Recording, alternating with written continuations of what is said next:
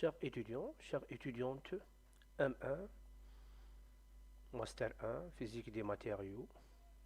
Donc aujourd'hui, on est arrivé, deuxième partie, qui parle sur les détecteurs en microscopie électronique.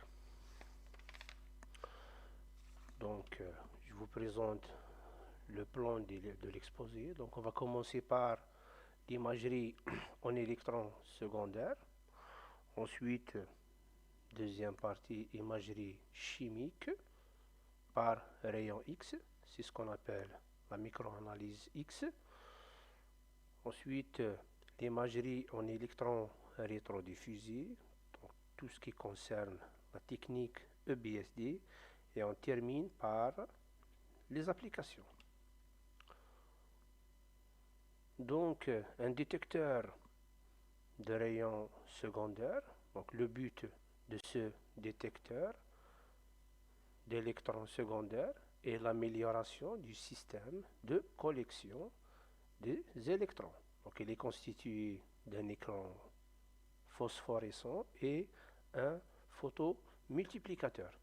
Donc je vous présente ici un simple détecteur d'Everhard-Thornley à partir de Wikipédia. Donc un détecteur Everhard-Thornley est composé d'un scintillateur qui émet des photons sous l'impact d'électrons à haute énergie. Ces photons sont collectés par un guide de lumière et transportés vers ce qu'on appelle un photomultiplicateur pour la détection. Donc, ça c'est le guide. D'accord. Ensuite, il y a ici le photomultiplicateur qui sert à amplifier le signal. Donc, pour que le potentiel ne perturbe pas les électrons incidents, donc il est nécessaire de disposer une grille. Donc, la grille, elle est ici. Donc, pour constituer une cage de Faraday. Dans le fonctionnement normal, la grille est polarisée à quelques 200 volts par rapport à l'échantillon, de façon à créer à la surface de l'échantillon un champ électrique suffisant pour drainer les électrons secondaires. Donc, pour drainer ces électrons issus de l'interaction du faisceau d'électrons incidents avec l'échantillon. La polarisation du scintillateur a une tension élevée et le fort champ électrique qui en résulte est incompatible avec un microscope électronique à balayage à faible vide. Donc il se produirait alors une ionisation de l'atmosphère de la chambre d'observation consécutive à l'effet Paschen. Donc, on peut dire qu'une amélioration importante dans les performances d'un microscope électronique suite aux modifications qui a été faite pour améliorer ce détecteur. Donc, le couplage contraste luminosité, donc l'observation de la morphologie d'une surface se fait par la détection des électrons secondaires. Donc la grille elle est polarisée entre 200 et 400, placée devant le détecteur des électrons secondaires. Donc la majorité des électrons secondaires vont être détectés. Les électrons qui ont une énergie plus élevée, ça va être des électrons rétrodiffusés. Donc ne sont quasiment pas déviés par le champ électrique produit par la grille du collecteur. Donc ils vont être captés par le capteur EBSD, s'il existe bien sûr. Donc la quantité d'électrons secondaires produites dépend de l'angle d'incidence du faisceau primaire avec la surface de l'échantillon. Donc plus l'incidence est rasante, plus le volume excité est grand. Donc un effet de contraste topographique important apparaît, ce qui peut dire qu'une pente apparaît plus lumineuse qu'un plat, comme on observe ici dans ces zones.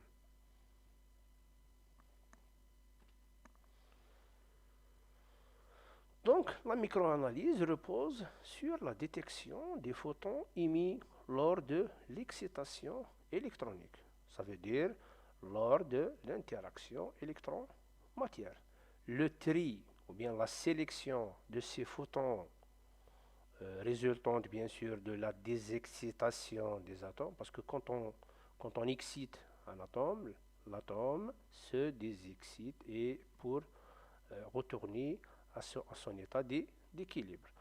Donc, le tri de ces photons en fonction de leur énergie permet l'identification des éléments chimiques constituant ou bien contenus dans l'échantillon. Donc, il va y avoir, en résultat, donc, on va aboutir à ce qu'on appelle l'aspect graphique et l'aspect contraste ou bien la luminosité. D'accord? Donc, il va y avoir une cartographie X, donc une information morphologique, d'accord, et une cartographie spectrale.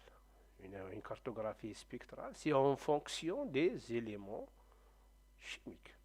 Donc, la quantification de ces gaussiens donc, peut donner une estimation du nombre de CA. Une quantification de cette minuscule gaussien donc, va nous donner une quantification du silicium par exemple. Maintenant, on va passer à l'instrumentation. Donc, dans l'instrumentation, l'analyse généralement peut se faire par dispersion de longueur d'onde, c'est le cas d'une microsonde de Casting, ou bien en dispersion d'énergie. La détection des photons X est réalisée par un détecteur constitué d'une diode de cristal de silicium dopé au lithium en surface. D'accord? Donc, généralement, pour avoir un spectre EDS, nous avons besoin de 4 composants. Un détecteur, un processeur d'impulsion et un ordinateur muni d'un logiciel de traitement de données. Donc, il faut savoir que les détecteurs EDS sont classés parmi la famille des détecteurs SDD, Silicon Drift Detector. Donc, ce qu'on peut observer ici, donc le faisceau il va arriver ici, donc va être réfléchi une autre fois ici, ensuite va être collecté dans cette zone. D'accord? Et tout ça c'est des montages, donc un cristal. Alors que pour l'EDS, donc il est constitué d'un assembleur, collimateur, un piège, une fenêtre et un cristal et un transistor JFET ou bien un transistor FET. Donc pour faire une petite comparaison, donc l'EDS c'est une technique plus rapide et moins coûteuse. Alors que pour le détecteur Casting, donc il est plus précis et il donne une analyse quantitative.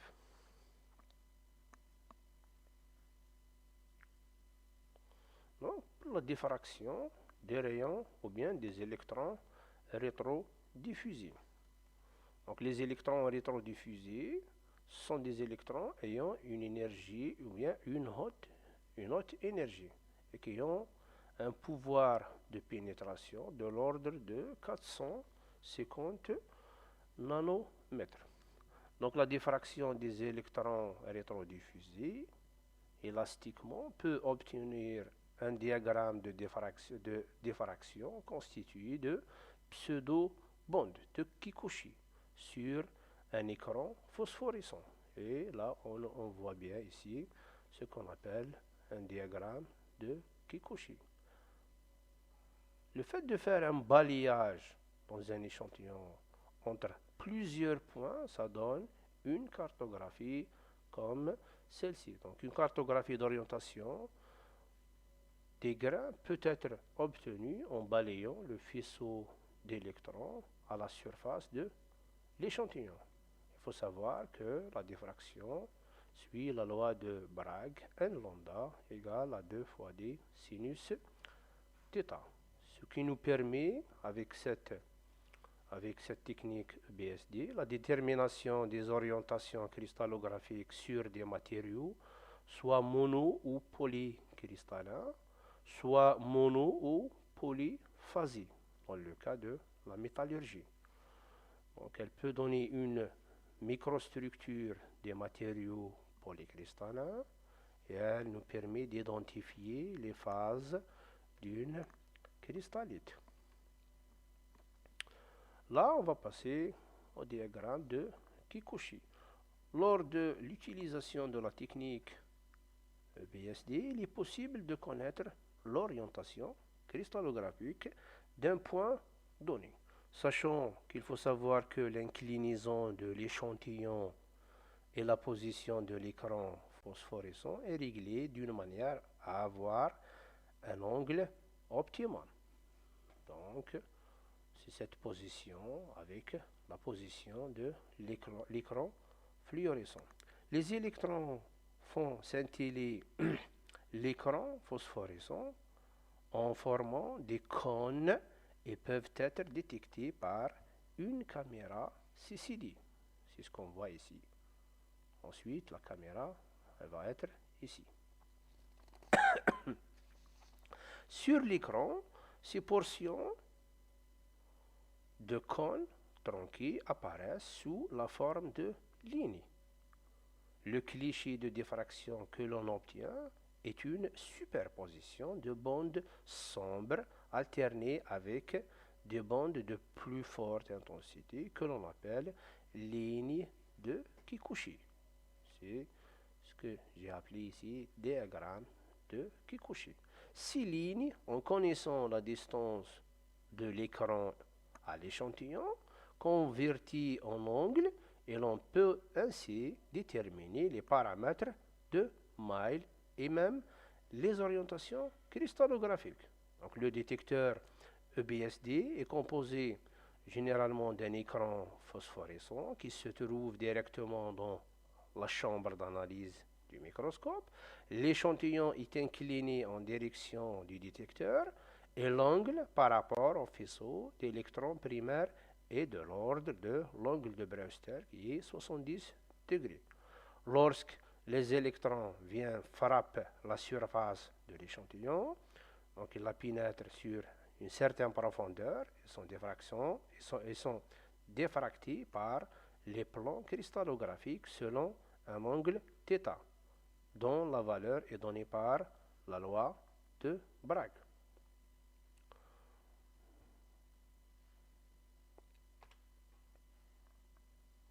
Un détecteur EBSD, il est principalement composé d'un écran fluorescent sur lequel vont se former les diagrammes de diffraction et d'une caméra à bas niveau de lumière qui va permettre de récupérer l'image de ces diagrammes.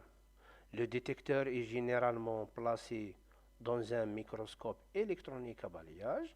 Le faisceau électronique généré par le meuble va ainsi venir percuter la surface de l'échantillon incliné de 70 degrés pour permettre d'obtenir le meilleur compromis entre une émission maximale des électrons rétrodiffusés et la limitation des effets néfastes de la rugosité éventuelle de l'échantillon. Maintenant, on va passer aux applications dans la microélectronique, technologie des semi-conducteurs et surtout la microfabrication. Donc le microscope électronique a permis de voir au-delà des limites du microscope optique. D'ailleurs, c'est pour cette raison qu'ils ont fabriqué le microscope électronique. La vision en relief en fonction du contraste et la luminosité s'est avérée très pratique pour la microfabrication où il est souvent important de contrôler la position des couches ou bien des couches minces déposées ou des couches gravées. Donc le contrôle industriel dans les unités de production et de fabrication, c'est ce qu'on appelle généralement le contrôle dimensionnel, et surtout, elle a aidé la miniaturisation des composants. Donc la grille, par exemple, la grille de transistor est passée des dimensions de quelques micromètres à la fin des années 60 à moins de 100 nanomètres actuellement. Donc, ce qui permet une caractérisation des microparticules qui contaminent la surface d'un semi-conducteur, ça c'est dans le domaine des semi-conducteurs, en utilisant l'imagerie en micro-analyse pour les identifier. Et on sait bien que les phénomènes d'interface sont très importants dans la compréhension des propriétés physiques des semi-conducteurs ou bien des propriétés physiques des matériaux en général.